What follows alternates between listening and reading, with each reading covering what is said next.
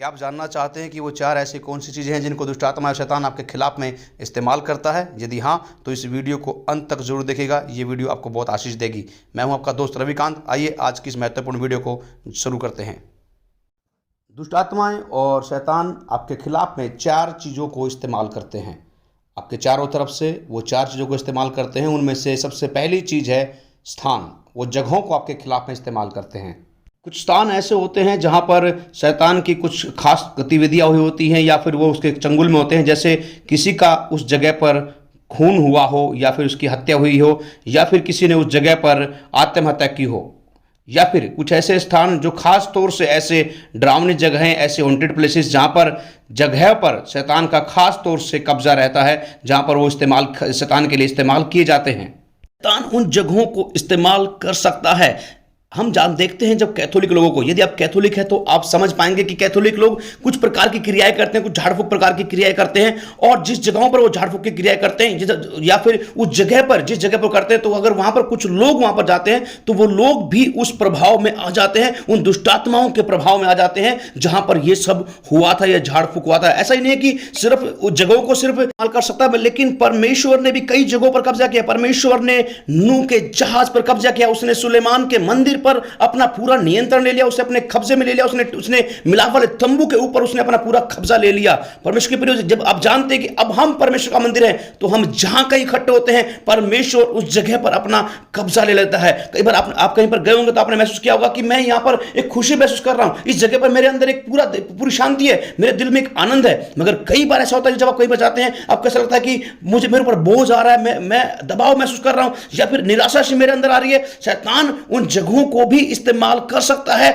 और जब आप उस जगह पर जाएंगे तो आपको वो हताशा, वो निराशा अपने अंदर महसूस अवश्य होती है। ऐसा होता है परमेश्वर के प्रिय लोगों, जगहों को भी हमारे खिलाफ में इस्तेमाल कर सकता है। इसलिए यदि आप कभी भी किसी घर में रहते हो या फिर किसी किराए के घर में आप रहने के लिए जाए, तो होने दीजिए कि आप उस घर को अभिषेक करें, उस घर को परमेश्वर के हाथों में दें, उस घर को ब्लेस करें, उसे आशीष दें। बेशक वो आपका नहीं, किराए का, लेकिन फिर भी यदि आप वहां पर रह रहे हैं तो उसे ब्लेस करें और परमेश्वर से कहें कि मेरे परमेश्वर, मैं इसे तेरे हाथों में सौंपता हूं, मेरे घर को मैं तेरे हाथों में सौंपता हूं, मैं तुझे समर्पित करता हूं अपने इस घर को। दूसरी चीज है जिसे शैतान आपके खिलाफ में इस्तेमाल कर सकता है, वो है लोग। शैतान लोगों को भी आपके खिलाफ में इस्तेमाल कर सकता है। कई बार हम लोगों के पास में जाते हैं और हमें लगता है कि वो हमारी समस्याओं का समाधान है, उनके पास हमारी समस्या का समाधान है। लेकिन कुछ लोग ऐसे होते हैं जो शैतान के पूरे नियंत्रण में होते हैं, पूरे कब्जे में होते हैं, और वो आपके लिए समस्या बन सकते हैं, वो आपके लिए परेशानी का सबब बन सकते हैं। इसलिए कुछ लोग, जो ऐसे लोग होते हैं जो शैतान के नियंत्रण में रहते हैं और हम उन्हें अपना समझ लेते हैं, लेकिन वो हमारे खिलाफ में शैतान का इस्तेमाल किया हुआ सिर्फ एक जरिया होते हैं। शैतान उन्हें हमारे खिलाफ में इस्तेमाल कर लेता है। आप देखते हैं कि आप परमेश्वर से भरे हुए हैं और आप शैतान से बिल्कुल भी नहीं डर सकते, ना ही उससे घबरा सकते हैं। कुछ लोग ऐसे होते हैं जो पूरे के पूरे शैतान से भरे होते हैं, उसमें बड़ी गहराई से उसमें घुसे होते हैं, और आप परमेश्वर के आत्मा से भरे हुए हैं, तो वो आपके ऊपर प्रभाव अवश्य डालेंगे। जैसे कि आप उन पर प्रभाव डाल रहे हैं, तो वो भी आपके ऊपर प्रभाव डालने की कोशिश करेंगे पूरी रीति से। आपका परमेश्वर उन सबसे सामर्थ्य, प्रॉब्लम क्या है, वो तो अपनी छोटी सामर्थ्य में बड़ी गहराई से घुसे हुए, लेकिन आप सामर्थ्य परमेश्वर में इतनी गहराई से नहीं गए हैं अभी तक। यदि आप परमेश्वर से भरे हुए हैं, तो यदि आप किसी ऐसे व्यक्ति के पास में जाएंगे जो बहुत निराश है, उदास है, हताश है, तो जब आप उसके पास परमेश्वर से भरे हुए, जब आप उसके पास खड़े होंगे, तो तुरंत ही वो सामर्थ आपके अंदर से निकलेगी और उस माहौल को बदल देगी, उसके जीवन को बदल देगी, उसको पूरी तरह से बहुत ही ज्यादा प्रभावित कर देगी परमेश्वर की उपस्थिति जो आपके अंदर है। यदि लोग शैतान से भरे हुए हैं, पाप से भरे हुए हैं, तो वो शैतान उनको इस्तेमाल कर सकता है आपको नीचे गिराने में। आपको मेरी बात मजाक लग रही है? ये मजाक नहीं है। आप देखेंगे यीशु को भी गिराने की कोशिश की थी, किसके द्वारा? पतरस के द्वारा। पतरस ने उससे कहा, प्रभु ऐसा ना हो कि तू क्रूस पर जाए, और यीशु ने कहा, शैतान मेरे सामने से निकल जा, मेरे सामने से दूर हो जा।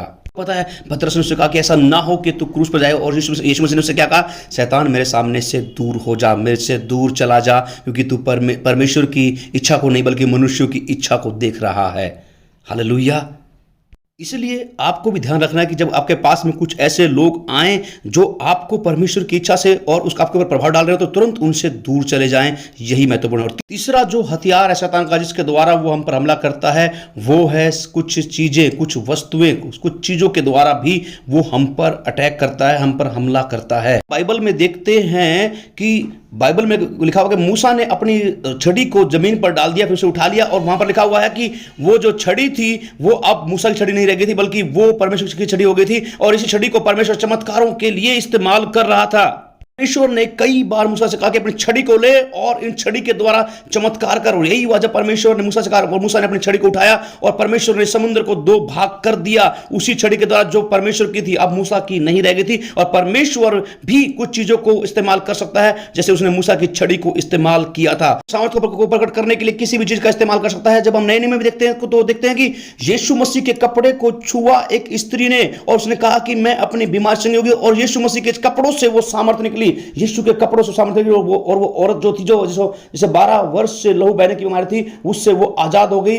और यीशु ने महसूस किया कि मेरे अंदर से सामर्थ्य निकली है। और यही फिर नए नियम में पौलुस के द्वारा था कि उसके कपड़ों से लोग रुमाल और दूसरे कपड़ों को छुआकर ले जाते थे और जाकर बीमारों को डालते थे, बीमार चंगे हो जा रहे थे। परमेश्वर उन चीजों का इस्तेमाल कर रहा था लोगों को ब्लेस करने के लिए, अपनी सामर्थ्य को प्रकट करने के लिए, अपने सामर्थ्य को दिखाने के लिए। हम मसीह लोग अभिषेक के तेल पर विश्वास करते हैं। यदि आप एक विश्वासी हैं तो आप इसका इनकार नहीं कर सकते। यदि परमेश्वर कपड़ों को इस्तेमाल कर सकता है तो वो तेल को भी इस्तेमाल कर सकता है, किसी को ब्लेस करने के लिए, किसी को अभिषेक करने के लिए। ऐसा नहीं कर सकते, कह सकते हैं कि ये तो शैतान की है, कि नहीं, आप इस बात को इनकार नहीं कर सकते हैं। इसी क्षेत्र में शैतान भी इन क्षेत्रों को, इन वस्तु को इस्तेमाल कर सकता है। वो आपके खिलाफ में इन बातों को शैतान भी इस्तेमाल कर सकता है और आपको प्रभावित कर सकता है इन चीजों के द्वारा, इन वस्तुओं के द्वारा। ये ऐसी चीजों को अपने जीवन से निकाल करके फेंक दें। अगर वो चीज आपके घर में भी है तो उन्हें भी निकाल कर फेंक दें, ना कि अपने घर को। यदि हम इफिसियों की किताब में देखते हैं तो वहां पर भी क्या हुआ था, वहां पर भी लोगों ने लाकर अपनी पोथियां ला करके जला दी थी, और उन पोथियों की जो कीमत हुई थी वो लगभग $5 लाख के लगभग हुई थी, 50,000 चांदी के सिक्कों के बराबर थी वो, और उनको उसने जला दिया था। आप भी वो ऐसी वस्तुएं जो शैतानवाद को बढ़ावा देती हैं, जो चीजें आप पर अटैक कर सकती हैं, उनको जला दो, उनको अपनी जिंदगी से खत्म कर दो, उनको हटा दो, ताकि आप शैतान के प्रभाव में ना आए। आप समझ गए हैं कि दुष्ट आत्मा शैतान जो है कुछ वस्तु को इस्तेमाल कर सकता है, इसलिए उन चीजों को अपने जिंदगियों से निकाल करके हटा दो, उन्हें फेंक दो, ताकि उसका प्रभुत्व आपके ऊपर और ज्यादा न हो। और अगला है, चौथा जो है वो है, आप जानकर हैरान हो जाएंगे, वो है पशुओं को भी शैतान आपके खिलाफ में इस्तेमाल कर सकता है। दुष्ट आत्माएं उनके द्वारा आपके जीवन में कार्य कर सकती हैं। कि परमेश्वर ने एक गधे को इस्तेमाल किया अपने भविष्यता से बात करने के लिए। आप देखेंगे कि परमेश्वर ने एक बड़े मच्छ को इस्तेमाल किया योना को सही ठिकाने पर लाने के लिए, उसे निगलने के लिए परमेश्वर ने उस मच्छ का इस्तेमाल किया था। परमेश्वर भी किसी भी चीज का इस्तेमाल कर सकता है और वो करता भी है। हम देखते हैं कि परमेश्वर ने कौवों को इस्तेमाल किया। उसने कौवों को इस्तेमाल किया कि वो अपने सेवक को खिलाए। उन कौवों ने, हम देखते हैं कि एलिया नबी को खिलाया, एलिया के लिए वो रोटी लेकर के आए। परमेश्वर ने कौवों का भी इस्तेमाल किया। हम यहां पर एक ऐसे गधे को देखते हैं जिस पर कोई नहीं चढ़ा था, जिसको कभी आज तक किसी ने इस्तेमाल नहीं किया था। हम ये नहीं कह सकते कि प्रभु हमारी कार को, हमारे घर को किसी ने आज तक इस्तेमाल नहीं किया। नहीं, उस गधे को जिसको कभी उस पर कोई चढ़ा नहीं था, जिसको किसी ने अब तक इस्तेमाल नहीं किया था, उसे यीशु ने इस्तेमाल किया। उसके ऊपर यीशु बैठ करके उसने यरूशलेम में विजय प्रवेश किया और लोगों ने जय जयकार के नारे लगाए। परमेश्वर के प्रियो, परमेश्वर किसी भी चीज को इस्तेमाल कर सकता है। वो उन चीजों को भी इस्तेमाल कर सकता है जिनको आज तक किसी ने भी इस्तेमाल नहीं किया है। परमेश्वर के प्रियो, वैसे ही आप क्या सोचते हैं, क्या दुष्ट आत्माएं उनको इस्तेमाल नहीं कर सकती? क्या शैतान उनको इस्तेमाल नहीं कर सकता?